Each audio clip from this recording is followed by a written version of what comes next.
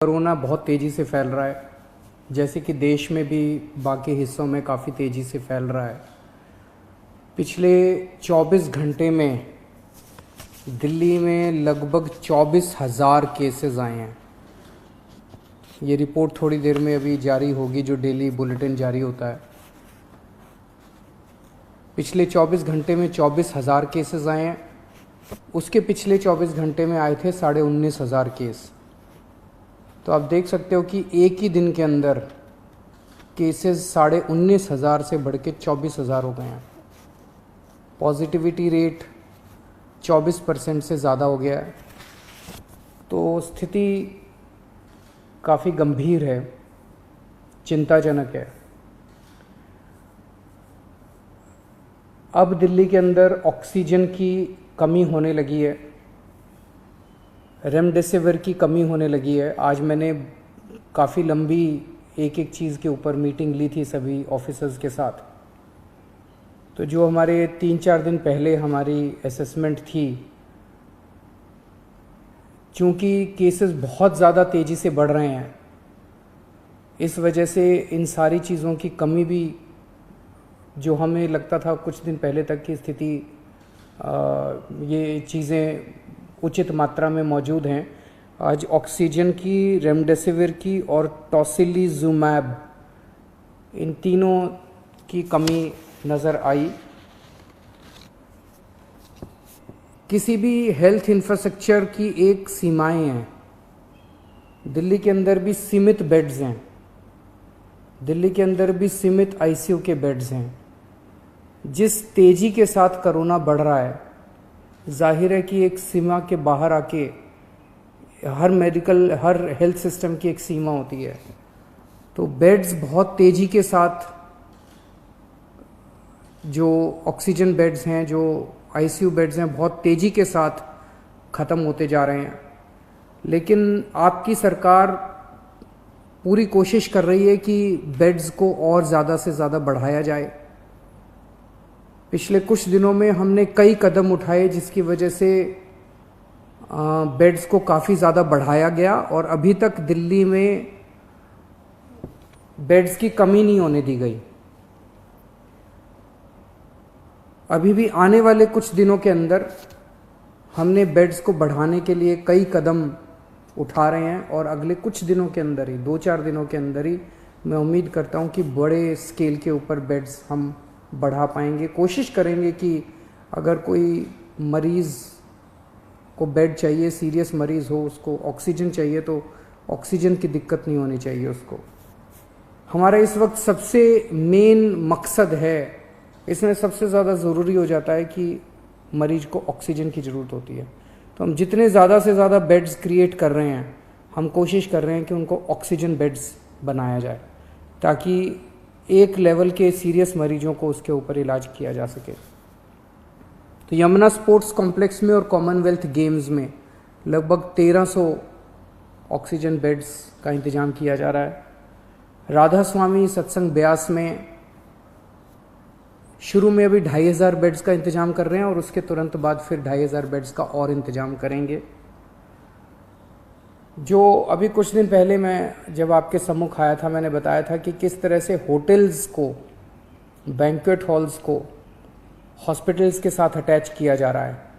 तो लगभग 2100 बेड्स इस तरह से होटल्स और बैंक्वेट हॉल्स को हॉस्पिटल्स के साथ अटैच करके हम 2100 ऑक्सीजन बेड्स बनाने में सफल हुए हैं, जो कि कल या परसों में ऐप में भी आ जाएगा।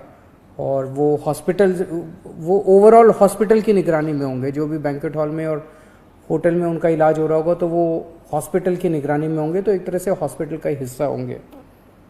तो इस तरह से लगभग अगले 2-4 दिन के अंदर मैं उम्मीद करता हूँ कि 6,000 बेड्स और हम ऐड कर, इस पूरे सिस्टम के अंदर ऐड करने में सक्षम होंगे। लेकिन जिस तेजी के साथ कोरोना बढ़ रहा है, अभी किसी को नहीं पता इसकी पीक कहाँ पे आएगी। जैसे मैंने बताया, परसों 19,500 थे, कल के केसेस पिछले 24 घंटे के 24,000 आए हैं। कल कितने होंगे, फिर परसों कितने होंगे और फिर उसके बाद कितने होंगे, किसी को नहीं कह सकते। इसीलिए हमें अपनी तैयारियां और बढ़ चढ़ के करनी पड़ेंगी। हम इस वक्त ज़रा सी भी आलस नहीं कर सकते, ज़रा सी भी सांस नहीं ले सकते। इस वक्त हमें 24 घंटे मेहनत करके ज़्यादा से ज़्यादा इंतजाम आगे करने पड़ेंगे, ताकि अगर कोरोना उतना हो जाता है तो हम एक कदम कोरोना से आगे होने चाहिए। अभी थोड़ी देर पहले मैंने डॉक्टर हर्षवर्धन साहब से फ़ोन पे बात की और उनसे मैंने निवेदन किया, ये तीनों चीज़ें मैंने उनसे मांगी, तीनों चारों चीज़ें। एक तो मैंने उनसे निवेदन किया कि दिल्ली के अंदर बेड्स की बड़ी मात्रा में कमी हो रही है। नवंबर के अंदर जब कोरोना आया था तो 4100 बेड केंद्र सरकार ने हमें मुहैया कराए थे। इस वक्त केवल 1800 बेड दिए हैं, जबकि ये वाली वेव पिछले वाली वेव से 3 गुना ज़्यादा घातक अभी तक, उसमें 8500 केस पीक पे आए थे, हम 24,000 पे पहुंच चुके हैं। तो उनसे मैंने निवेदन किया, केंद्र सरकार के लगभग 10,000 बेड्स हैं दिल्ली में, इसमें से कम 50% बेड्स कोरोना के लिए रिजर्व किए जाएं। जैसे अगर मैं बताऊं, जो मेन ऑल इंडिया मेडिकल है उसमें 1162 बेड्स हैं टोटल, उसमें से केवल 23 बेड्स कोरोना के लिए रिजर्व किए गए हैं। सफदरजंग हॉस्पिटल है, उसमें 2900 बेड्स हैं टोटल, उसमें से केवल 204 बेड्स कोरोना के लिए रिजर्व किए गए। तो मेरा एक उनसे निवेदन था कि कम से कम 50% बेड्स कोरोना के लिए अगर रिज़र्व किए जाएं तो एकदम से 3-4 हज़ार बेड्स एक्स्ट्रा कोरोना के मरीज़ों को मिल सकते हैं, और उसी तरह से आईसीयू के अंदर भी बेड्स दिए जाएं। दूसरा, उनको मैंने बताया कि किस तरह से दिल्ली के अंदर ऑक्सीजन की कमी हो रही है। अगर ऑक्सीजन की तुरंत सप्लाई दिल्ली में की जाए, और प्राइवेट हॉस्पिटल्स में आज मुझे बताया गया है कि ज़्यादा कमी हो रही है, तो अगर ऑक्सीजन की सप्लाई तुरंत करवा दी जाए। और तीसरा, मैंने उनको बताया कि रेमडेसिविर और टोसिलिजुमैब की काफ़ी किल्लत हो रही है, अगर वो मुहैया कराई जा सके। हमें केंद्र सरकार से हमेशा कोरोना की लड़ाई के दौरान मदद मिली है, और मैं पूरी उम्मीद करता हूं कि इस बार भी केंद्र सरकार दिल्ली में हमें पूरी मदद मिलेगी। ये भी सामने ऐसी खबरें आई हैं कि ये कुछ दवाइयाँ जिनकी शॉर्टेज हो रही है, इसकी शायद कभी ब्लैक मार्केटिंग ना हो रही हो, होर्डिंग ना हो रही हो। तो आज अफसरों की मीटिंग में सख्त निर्देश दिए गए हैं कि उनके ऊपर रेड मार के और सख्त से सख्त कार्रवाई की जाए अगर कोई भी इन दवाइयों की होर्डिंग या ब्लैक मार्केटिंग करते हुए पाया जाता है। तो एक शिकायत ये आ रही है, और ये सही भी है, कि टेस्ट्स में अचानक दिल्ली के अंदर, दिल्ली देश में अकेला शहर था जहाँ 24 घंटे में टेस्ट के रिजल्ट आया करते थे। पिछले कुछ दिनों से 3-3, 4-4 दिन लग रहे हैं टेस्ट्स में, ये शिकायतें आ रही हैं। और उसका कारण ये है कि कुछ लैब्स ने अपनी कैपेसिटी से ज़्यादा सैंपल उठाने चालू कर दिए हैं।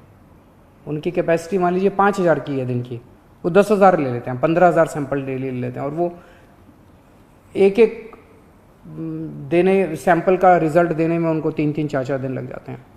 इससे नुकसान आप समझिए कि एक सीरियस मरीज, उसने आज सैंपल दिया, उसका रिजल्ट अगर 3 दिन बाद आएगा, 3 दिन के अंदर तो उस व्यक्ति की मौत भी हो सकती है। तो उनकी ज़िंदगी के साथ खेल रहे हैं। ऐसी लैब्स के खिलाफ सख्त कार्रवाई की जाएगी जो अपनी कैपेसिटी से ज़्यादा सैंपल उठाते हैं और 24 घंटे के अंदर रिपोर्ट नहीं देते।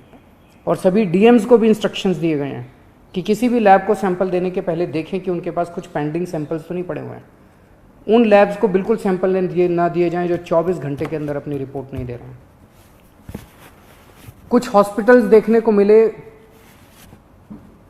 हमारा एक ऐप है दिल्ली सरकार का, उस ऐप में आपको रियल टाइम बेसिस पे पता चलता है कि किस अस्पताल के अंदर कितने बेड भरे हुए हैं, कितने बेड कोरोना के खाली हैं, कितने आईसीयू बेड हैं, कितने खाली हैं, कितने भरे हुए हैं।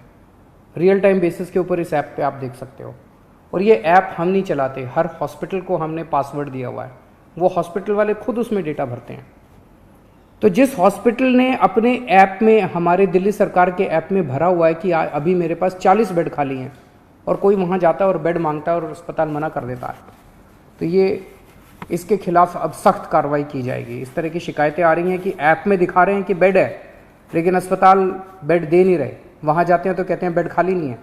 ऐसे अस्पतालों के खिलाफ जो गलत जानकारी भर रहे हैं, जो फ़ोन पे ठीक जानकारी नहीं दे रहे हैं, और ऐप में होते हुए भी अगर वो मरीज को बेड नहीं देते हैं, ऐसे अस्पतालों के खिलाफ अब सख्त कार्रवाई की जाएगी।